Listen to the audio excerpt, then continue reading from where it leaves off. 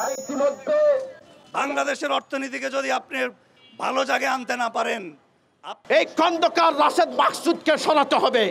এটা হচ্ছে আমাদের 1 নম্বর দাবি।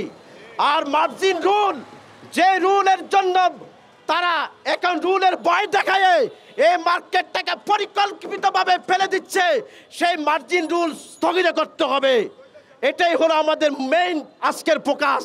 যখন উচ্চ দামে বাজে কোম্পানির শেয়ার আইসিবির পোর্টফোলিওতে কিনে বাজারে বনে দেখায় যে আমরা বিনিয়োগ বাড়াইছি, বারবার প্রত্যেক বছর সরকার থেকে সাহায্য প্রণোদনা নিয়ে, এখন ওই শেয়ার বলতেছে বোর্ডে পাশ করে দিবে, বাজারে ছেড়ে দিতে। কি এখন প্রশ্ন হলো কার কাছে বিক্রি করবে? আমার কাছে, ক্ষতিগ্রস্ত বিনিয়োগকারীর কাছে? কারণ বাজারের ভলিউমে তো বলে এখন কোনো বড় বিনিয়োগকারী বাজারে অ্যাক্টিভ নাই, তাই তো?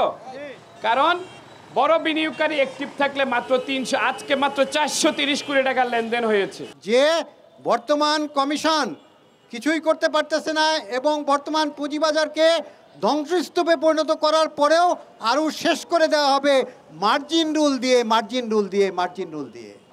নতুন করে মার্জিন রুল করেছে, 28 পৃষ্ঠার মার্জিন রুল আমার কাছে আছে।